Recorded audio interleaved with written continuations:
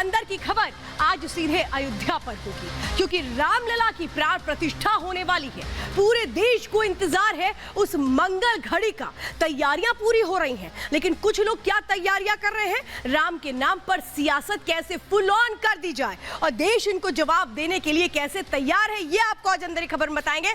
तो जिन एक्सक्लूसिव जानकारियों के साथ आज हम शुरुआत करने जा रहे हैं, उनमें सबसे पहले हम आपको बताएंगे कि आखिर कौन है वो लोग जो मर्यादाहीन हो चुके हैं। ये मर्यादाहीन स्वामी बार बार क्यों मर्यादाएं भूल रहे हैं, क्यों बार बार अपनी सीमाओं को लांग रहे हैं, ये माजरा समझाएंगे अंदर की खबर में। तो दूसरी बड़ी जानकारी जो आज अंदर की खबर में होगी, इंडी की 3 मोहरे जो इनका बेड़ा गर्क करने के लिए तैयार बैठे 2024 के लिए, ये समझाएंगे। तो तीसरी बड़ी जानकारी अंदर की खबर में आज होने वाली है, 80 पर 54 की लड़ाई कहां शुरू होने वाली है, ये भी समझाएंगे। तो चौथी बड़ी जानकारी अंदर की खबर में आज हम आपको समझाएंगे, धर्म, धोखा और धंधा, ये तीनों मिलकर के 2024 के लिए कैसे जनता को धोखा देने के लिए आगे आने वाले हैं, ये आपको समझाएंगे। लेकिन सबसे पहले बात आज करेंगे अयोध्या की। सोचिए, जब हम भगवान राम की बात करते हैं तो हमें मर्यादा पुरुषोत्तम भगवान राम का वो जीवन चरित्र याद आता है, सतयुग में किस तरीके से आदर्श की स्थापना की गई थी। लेकिन कुछ लोग ऐसे हैं जो इस आदर्श को भूल चुके हैं।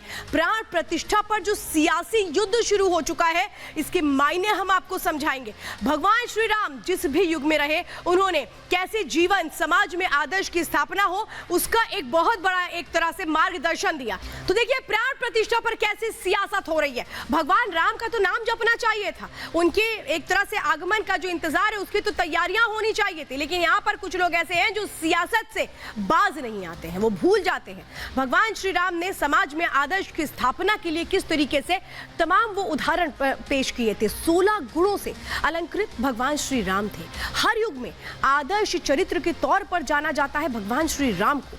समाज में मर्यादा को कैसे स्थापित किया जाए, जीवन मूल्य क्या होते हैं, जीवन सिद्धांत क्या होते हैं, एक आदर्श तौर पर जीवन को स्थापित करने के वो मूल्यों पर कैसे एक मानव इंसान को चलना चाहिए, उन तमाम बातों को भगवान श्री राम ने अपने ना सिर्फ पूरे एक तरह से अलग अलग उदाहरणों के जरिए बताया, बल्कि बताया कि कैसे सबको मिलकर चलना है। लेकिन शायद कुछ लोग ऐसे हैं जो ये भूल चुके हैं, जो भगवान श्री राम के नाम पर सियासत करते हैं। उनको ऐसा लगता है कि अगर इस नाम पर सियासत करेंगे तो वोट बैंक की राजनीति हिट हो जाएगी। और इनमें कौन है? ये जाना माना चेहरा है, आप समझ गए होंगे, स्वामी प्रसाद मौर्य, जो हिंदू विरोधी बयानों से बाज नहीं आते हैं। और इसीलिए सवाल यह है कि आखिर ऐसे लोगों का क्या किया जाए जो बार बार भगवान श्री राम को लेकर के बयान देते हैं। भगवान श्री राम की मर्यादा को क्यों ये लोग भूल जाते हैं, भगवान श्री राम के आदर्शों को क्यों ये भूल जाते हैं। भगवान श्री राम के आदर्श और मर्यादा सबके लिए थी, ये इन्हें कब समझ में आएगा। और इस बार इन्होंने क्या कुछ कहा है, सुनिए जरा।